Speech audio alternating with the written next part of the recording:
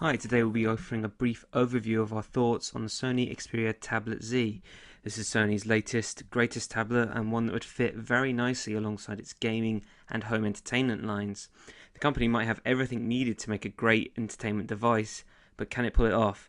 Well, let's start with what it does right. First up, you've now got a 1080p capable 10.1-inch screen. That's a lot higher resolution-wise, at least, from the Xperia Tablet S that came along last year. The screen also has superb viewing angles, great colour, and the brightness is pretty decent too, although we often stayed above 50% nearly all the time we were using it.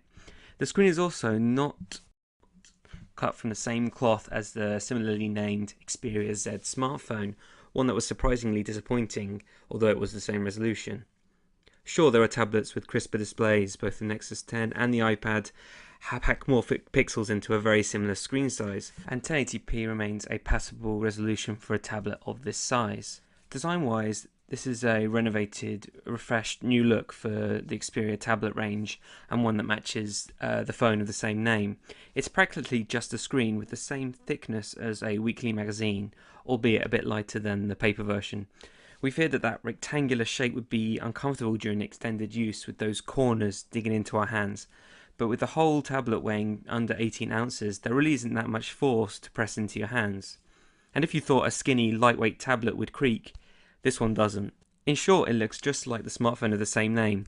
For better, sharp geometric lines, and for worse, those frustrating flaps. Yet this tablet is water and dust protected as well, although we feel this is less of a problem that needs solving for tablets. And again, this protection comes at a cost.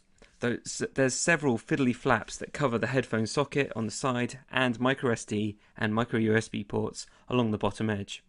Given the fact that the tablet will have to be recharged at the end of any day of heavy use, the charging cover is going to see a lot of wear and tear. And to be honest, it just gets in the way. Now behind that protection from the elements, there's a quad-core Snapdragon S4 Pro clocked at 1.5 GHz, more than enough for current Android apps, and one that gave a generally comfortable browsing experience. There were a few hiccups when we were initially loading up news sites, but compared to the temperamental performance from Sony tablets in the past, it just doesn't compare. There's also a healthy 2 gigs of RAM and 16 gigs of storage, plus microSD expansion. They're generally familiar Android tablet specs. Sony also included an infrared blaster, which means you can control your TV system, audio, Blu-ray player, and the rest of your tablet.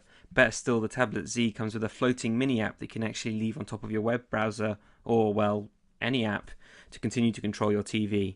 There's also a full screen mode as well, with a touch panel swipe interface for lazy navigation, meaning up down for volume, left and right for channel flicking, and you don't really have to look at your tablet when you use that. And we'd like to note here that Sony's remote app has been one of the easiest we've ever had to set up.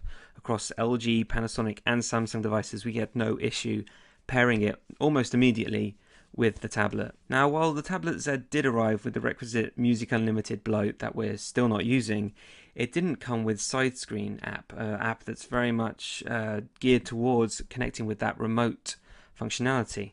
We were, however, able to install it from Google Play, and it throws in an interactive TV guide, program information, and even slightly erratic voice navigation. In summary, this is Sony's best tablet by a long way. There's no more erratic processor performance, there's tighter integration with other Sony devices, and a virtual remote app that actually works from the outset. This all goes with a stylish new look that ties into the company's new phone range. But there's nothing that will make you go, ah, that's a Sony tablet. Samsung already does an Android tablet with a built-in I/O blaster, even phones are arriving with it built in. And while the screen opens up a world of full-definition content, there are already tablets out there that are noticeably crisper, and these are tablets that have been out for a while. The Xperia Tablet Z launches later in May, priced at $599 or £499. Check the full review at engadget.com.